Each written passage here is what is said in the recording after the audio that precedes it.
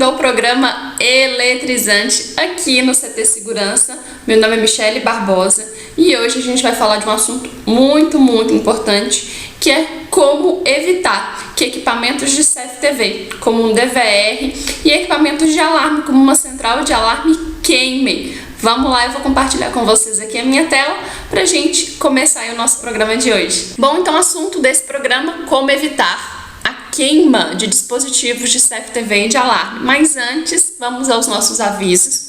Se inscreve aqui no canal no YouTube do CT Segurança e também no meu canal, no canal da Segurança. Segue a gente lá no Instagram, @canal da Segurança, @ct.segurança, e ativa as notificações aqui, para que você sempre receba os nossos vídeos semanais aqui, onde a gente fala sobre elétrica e eletrônica aplicado à segurança eletrônica.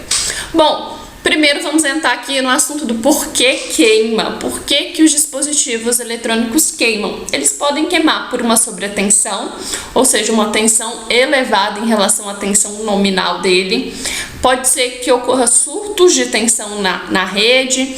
Pode ser, por exemplo, esses surtos de tensão pode acontecer devido a um chaveamento da própria concessionária, ou pode acontecer também por descargas atmosféricas. Então, o nosso assunto é proteção voltado para descargas atmosféricas. A gente vai ver aqui, então, quais são esses dispositivos e o que a gente pode aplicar em equipamentos aí de segurança eletrônica.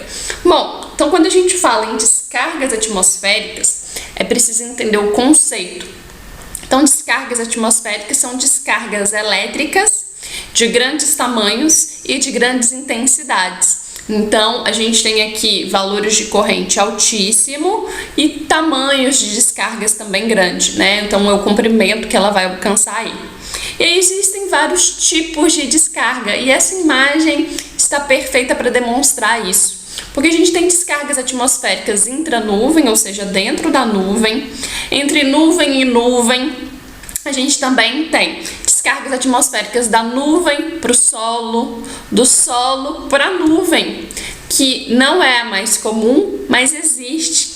É o mais comum, pelo menos no Brasil, a gente até perceber essas descargas que vêm da nuvem para o solo, mas alguma porcentagem também acontece estatisticamente do solo para a nuvem. Então acontece essa diferença de potencial e aí acontece a descarga atmosférica, que pode causar diversos danos físicos diretamente à estrutura. Então a descarga atmosférica, a descarga elétrica, ela cai em cima de um prédio, em cima de uma casa, em cima de um telhado e causa um dano físico, mas ela também pode causar aí danos não só diretamente físicos, mas também elétricos, onde ela cai perto de uma linha elétrica ou ela cai em algum local e essa descarga elétrica se dissipa, essa diferença de potencial de tensão se dissipa e acaba queimando algum dispositivo de forma indireta.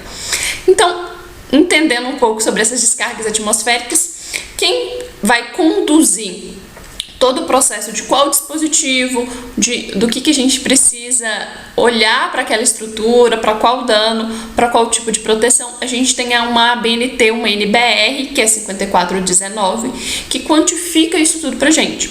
Então, é muito importante ter 5419 e consultá-la para entender quais são os dispositivos de proteção contra surto, como fazer um projeto de SPDA, por exemplo. Então, a 5419 vai estar definindo aí tudo o que a gente tem de mais importante. E ela define um equipamento muito importante, que é o DPS, que é o dispositivo protetor de surto.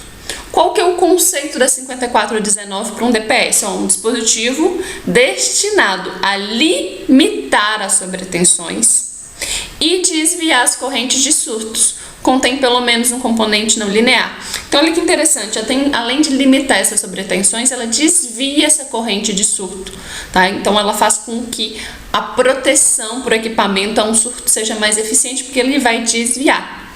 Então, aqui a gente vai conhecer agora os componentes que a gente tem dentro de um DPS, para que você entenda melhor o funcionamento dele. Antes de conhecer os componentes, só tem algo muito importante, que é justamente só para entender um pouco de como que funciona aí esse dispositivo protetor de surto. Imagina que a gente tem uma rede elétrica, a gente precisa alimentar um monitor, ou um DVR, ou uma central de alarme. Esse equipamento suporta uma tensão, o W, né, uma tensão nominal qualquer, essa tensão limite suportável por equipamento. E quando a gente atinge aqui, por algum motivo, por algum surto qualquer, existe, né, a atenção de serviço de alimentação em um surto, e essa atenção vai para a UP, e essa UP é a atenção de atuação do DPS, a chave do DPS fecha e ele desvia o surto, que iria para o monitor, que iria para o DVR, faz com que a proteção seja efetiva. Mas vamos conhecer aqui então os componentes que a gente tem dentro de um DPS. E aí a gente tem os componentes de um DPS, a gente começa aí com os centelhadores, são dispositivos de comutação, conhecidos aí como comutatores, ou circuitos ou curto-circuitantes. Basicamente, ele é feito com 2 eletrodos e quando acontece essa sobretensão, é quebrada a rigidez dielétrica entre eles e aí por isso a gente conhece ele como os comutatores. E a gente também tem, além dos centelhadores, a gente tem outros componentes também dentro de um DPS, como um varistor e como o diodo, que são dispositivos limitadores, tá? Para limitar aí o valor dessa sobretensão.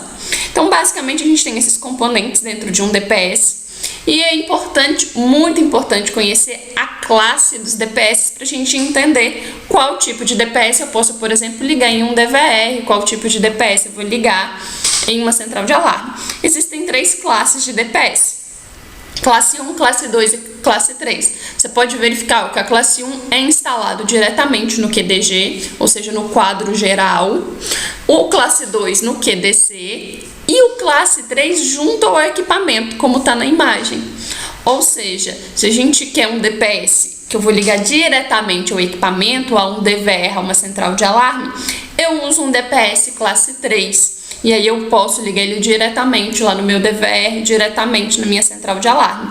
E é esse equipamento que vai me proteger contra surtos elétricos na rede, contra uma possível descarga. Logicamente, é um dispositivo de proteção aliados a outras técnicas, como um bom aterramento, como, de repente, verificar a necessidade de um projeto de SPDA, mas é um equipamento que pode ser muito interessante. Existem vários modelos de classe 3 para você ligar junto ao equipamento e é ele que vai proteger contra surtos. Infelizmente, muito técnico entende que basta um bom aterramento para proteção elétrica contra esses surtos, e isso não é verdade, né? A finalidade primordial do aterramento é proteção humana, não é a proteção contra surtos. O DPS, sim, o que ele vai fazer? Assim como explicado inicialmente, ele vai conduzir, então, esse surto de tensão para, por exemplo, o aterramento. Então, os dois têm que estar bem alinhados aí. Bom, qualquer dúvida, se tiver sobre esse assunto, deixa aqui nos comentários desse vídeo e verifique, faça uma pesquisa aí no local onde você atua sobre fabricantes de DPS e também qual é o melhor DPS aí para você colocar num DVR em uma central de alarme. Bom, até o nosso próximo programa. Até mais. Bom trabalho aí.